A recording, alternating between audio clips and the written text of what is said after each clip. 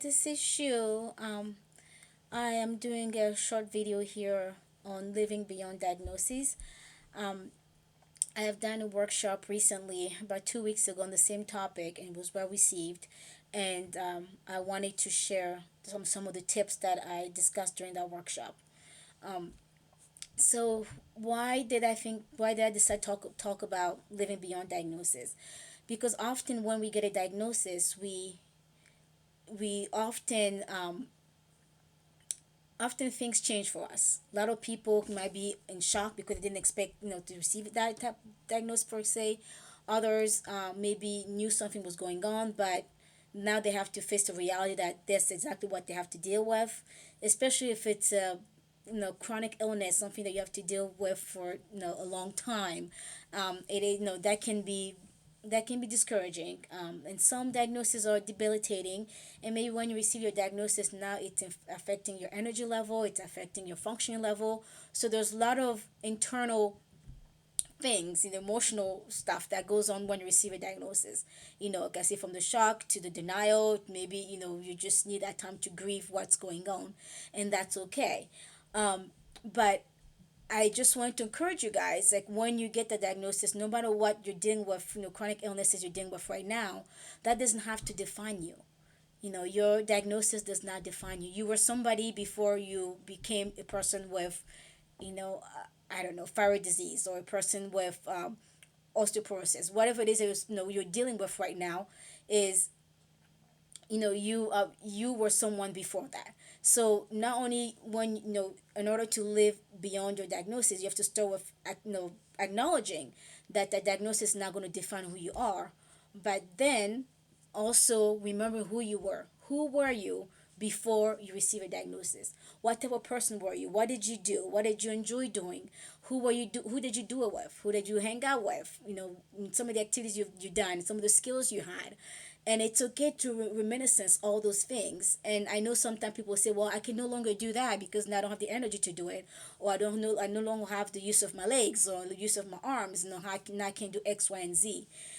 The reason why I say it's okay to reminiscence those things, because it is a starting point. It's when you remember who you were, then you can think about creating the life that you want. Otherwise, you're gonna get stuck on the diagnosis and pretty much just survive into into your last day, and that is not a meaningful life for anyone, and most likely that's not what you want for yourself either. So again, remember who you are first. Decide that your diagnosis is not going to define you. Two, review or reminisce who you were before the diagnosis happened.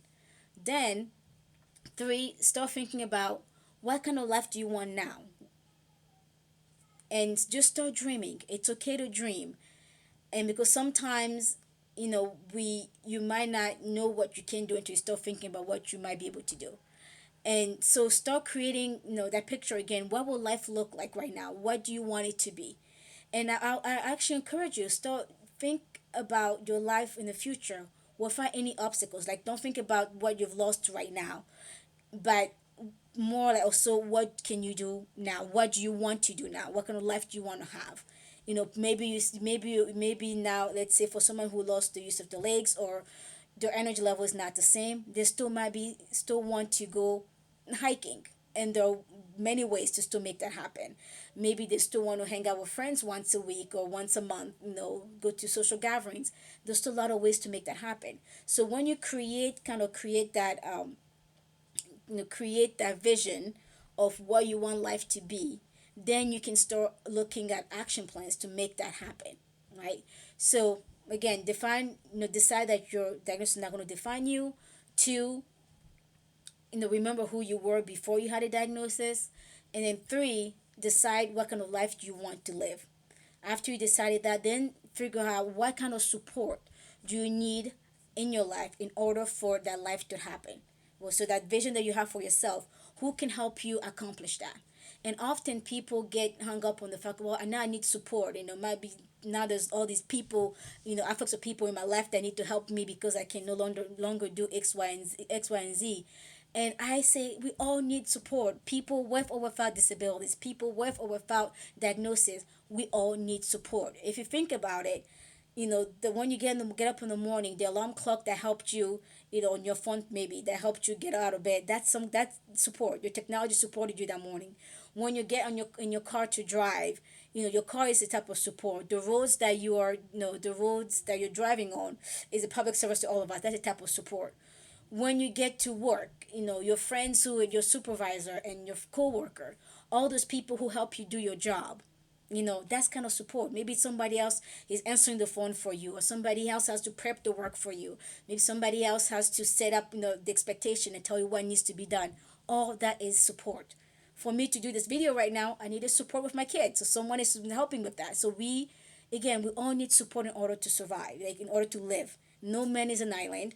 And I think when we get past that idea that, you know people cannot help me, I don't want people to help me, I think you can accomplish so much more when you just accept the help. And I know sometimes accepting help becomes a reminder that, there's part of us that's no longer functioning the same way. And it's okay to grieve that. I'm not taking that lightly and I'm not taking that away. But I still encourage you, to accept the support that's available. And often enough, I mean, I've seen in my own life, I have people who wanted to help but didn't know how to help, especially when somebody's suddenly ill and suddenly has this health condition that, is impacting their life. People often want to help, neighbors and people, your church, or sometimes even co-workers. People want to help but they don't know how to help. So by asking for help, you're allowing them to help you, but you're also telling them and showing them how they can best support you. Again, it's okay to ask for help. And if somebody's offering help, it's okay to accept it, because, like, again, we all need it. Today it might be you, and sometime you, in letting someone else help you, you are making you're actually helping that person fulfill maybe a longing they have. I have a friend who sometimes helps with my kids, and it's a blessing to her because she doesn't have any kids of her own, so it helps her kind of enjoy that, the mother role, per se, and she can do that with my kids. And it also helps me, then I'm able to do things like this. So, when we're vulnerable enough to ask for help, vulnerable enough to accept help, we actually are helping others, and helping others also live their fulfilling life for themselves. So once you accepted the support, then back to creating that vision. So you create the vision, you're asking for help. Don't stop there, right? So a goal is just an intention on paper or on your iPad, on your computer, wherever you're writing it down. But it's not until you take action that it becomes reality. So to live beyond diagnosis, you have to choose to take action. And again, enroll those people who are going to help you, bring them on board so they can help you do that. For me to live the life that I have today, I have so many people supporting me in so many ways that without them, I wouldn't be here. I wouldn't be doing what I do, because every single day I need that support. So, but you have to go into action. Don't just stop at the support level and say, oh, can you help me with this? And then when the person's trying to help, you're not jumping into action along with them, or, you know, and sometimes it might be scary, especially, let's say, if someone lost their sight and now they want to go hiking and someone is offering to take you hiking. Of course it's going to be scary for the first time, right? But keep trying, and I'll say start with small steps. Start small. Maybe if it's something you really want to do, or wish you could have done before even your diagnosis, and you like really into it, try it. If maybe you can, maybe it's a 2 hour event, but you can at least go for 10 minutes, or I mean for half an hour maybe. Start small and then build your endurance, build from there, right? But also set yourself for success in actually building or focusing on your strengths. So, for example, there's things like right now I cannot do as much as I did before. My energy level is not the same. I have some chronic illness that impact my own life, and I live with pain, and sometimes I just can't do as much as I wish I could have done, or as much as I did before.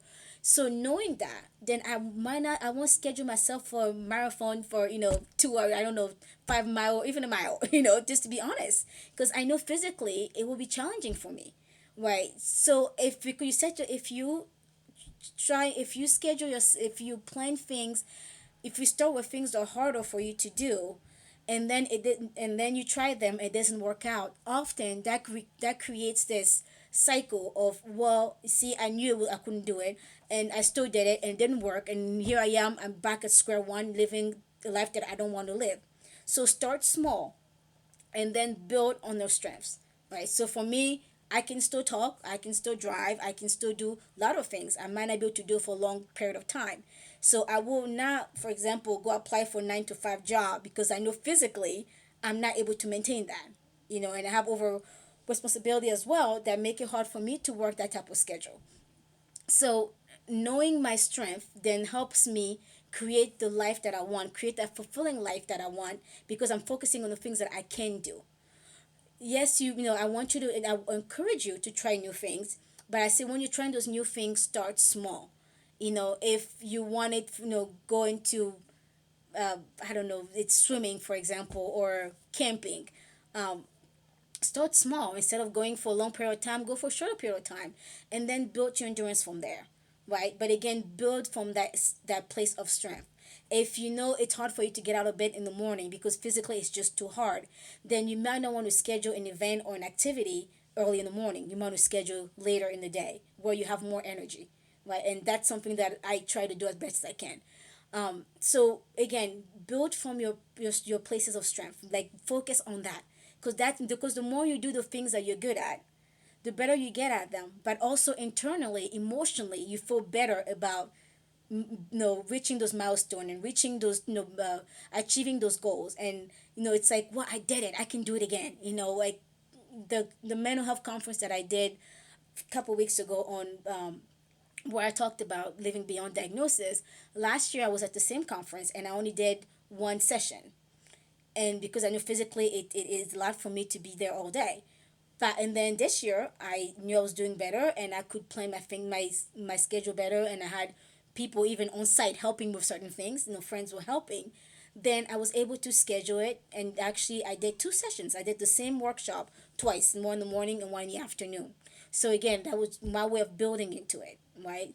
If you were off work for a while and because of your illness and now you're trying to get back to work, it might be challenging to start going full force working 40 hours a week. So maybe start part-time. And there are laws that protect you when you have a chronic illness and when you have some kind of health condition that affecting your life and impacting your life in a very significant way. So I also suggest you another way to live beyond your diagnosis is, again, back to accepting help. Use those laws to your advantage, because then you can see what the law says about how you can protect yourself in the workplace, and then honestly take advantage of that. Not, and I know some people, when you get a diagnosis, you're recovering for some kind of health condition, so often we worry that we won't be able to do the things we did before. But then when you realize, oh, I might still be able to do it, maybe not as long or as many days I did before, but you can still do it. Hence the hashtag that, some one things I always say, we can all work, right? We might work differently, we might work shorter hours, but we can all work. A person that works 2 hours a day is still working, just like a person that works 40 hours a day is still working, right? So it's, again, doing what you can do and then just build from there. I'm not saying that you have to get stuck at just what you're able to do and not pushing those boundaries. I mean, like my kids, my goodness, they're such a reminder to myself that the sky's the limit. The things that they're doing now, out of in no way, like 2 3 years ago, thought that they could do. But we kept pushing. So again, when you reach that one milestone, then you push for the second, you push for the third, you push for the fourth. And I think, like my son, the younger one, in just 2 years ago, we probably thought he probably won't be able, have to vocalize. He started having some speech, then he regressed, and then it was a challenge just to get more words. And now he might not always talk around strangers, but for people who know him, he would talk nonstop. Because again, we kept pushing. But while in that time that we were not sure, which way he will be able to communicate, even I started learning sign language. I didn't learn much because soon enough he started picking up on words. But again, that I'm sharing that story just to tell you, build from your strength. We built that, so we started where he was, and then providing the support that he needed, and then we kept pushing and pushing and pushing, and today he's where he's at now. So again, don't set yourself for success by starting small and by building on your strength. And to end this little segment on living beyond diagnosis, like I said, I want to review some of the points that I shared earlier. First, determine that your diagnosis is not going to define you who you are. Review who you were before you got your diagnosis. Have a vision of the life that you want to have. Recruit help. And when I say recruit, it doesn't have to be paid help. There's, if you have a lot of support that's unpaid, use those as well. I'm saying recruit whoever can help you live that life that you want. That's, have those people around you. And then move into action. Okay, don't just have a plan and not implement it. Then you won't have the life that you want to have. You have to move into action. And when you move into action, start with smaller steps and start with the things that you're good at. Build on your strengths, and so you can set yourself for success. So the last thing I want to say to close this segment is start living now. Start living today. Don't put it off for tomorrow. Don't put it off for when you feel better. I keep saying even to myself, like, if I waited long time to do some of the things that I'm doing now, because I kept saying I cannot do it. I won't be able to have my own business. I won't be able to go back to school. I have 3 kids. I'm doing on my own. Like, I was thinking about all the things I could not do. But then when I chose to just start living now, it started taking those smaller steps. And today here I am. Even to taking my kids in public. My goodness, it is a headache. It's stressful every time we go out. It's like not only you're physically trying to get them ready, but we also have a lot of social anxiety in my family. So it's like I'm prepping them for every event that we're doing and going out. There's a lot of prep work that happens, few days before, sometime a week before. If it's a longer trip, sometime weeks before, month before, we're talking about whatever we're going to do, whatever date we set to do it. So there's a lot of prep work that happen, and it can be draining. I'm not taking that away. When you decide you choose to live beyond your diagnosis and have a fulfilling life, it is hard work, but you have to be willing to put that work into it and put effort into it, because if it is your life, do you want to live the life you're living right now, or do you want more out of life? If you want more out of life, like everything else in life, you have to work for it. And working for it is setting those goals and reaching out for help, and then implementing those things, small steps, step by step, and starting from your strength and your places of strength. Okay, but you have to start today. Don't wait for tomorrow. Like I said, I wasted many years of my life wishing I could have, should have done a lot of things, and I didn't. And then I found that when I started doing those things, finally get to the point where I was emotionally strong enough and believe myself enough to do it and accepting the help so I can do it, I realized, oh my goodness, the sky's the limit. I can do even more, because the more you do, the more you can do. Okay, I'll say it again. The more you do, the more you can do. So when you start with smaller steps, it builds your confidence to do more, but also builds your endurance. It also builds your energy level. It also builds your function level. So all those things that perhaps you were grieving that you lost, you might be surprised how much of that you might be able to get back, or even if you have to do technology to make it work, but you might be able to do so much more if you just start trying to do more, right? And you choose and decide that you're going to do more and live the life that you want, and not the life that you're living currently, or your diagnosis might be impacting you somehow, but choosing to live beyond that. So that's all I have for today. And I please, if you there's nothing else to remember from this video, choose to live today and do not let your diagnosis define who you are. Create the life you want, use support to achieve that life, and move into action. And we're all going to be here cheering for you. We're all going to be here to be supporting you. And if I can help you get some, fund resources to people who can support you in creating that, in creating that life that you want and living that fulfilling life, please, just reach out to me. I love to do that. I love to walk with you on that journey. I love to give you the resources, to help you kind of implement that vision that you have for yourself. But choose to live, and choose to live on purpose. Choose to live not just surviving, but living and enjoying life, because you're worth it. You are worth it. If do it for you, do it for the people around you. I mean, when you start living, just for myself, when I start living this life that I'm living now and accepting the help and choosing to create a life that I want, it's amazing how many other people are enjoying it as well. I'm able to do more with my kids now. Say traveling is one thing that I would have probably 2 3 years ago not thought I would be able to do with my kids. Is it still challenging? Yes, but we find ways to enjoy it, and it's hard work, but we're creating all these memories of things that we thought we would not be able to do. Now we are doing it, because we set our minds that social anxiety is not going to define us. We're still going to go out. We might not be able to go out for a long time or every single day, but we're going to make it work, and it's a lot of work for me as a parent to, work with my kids through those challenges, but it's so rewarding to see what they're doing now. So please, please, please live on purpose, create the life you want, and use the support so you can achieve a fulfilling life. Thank you.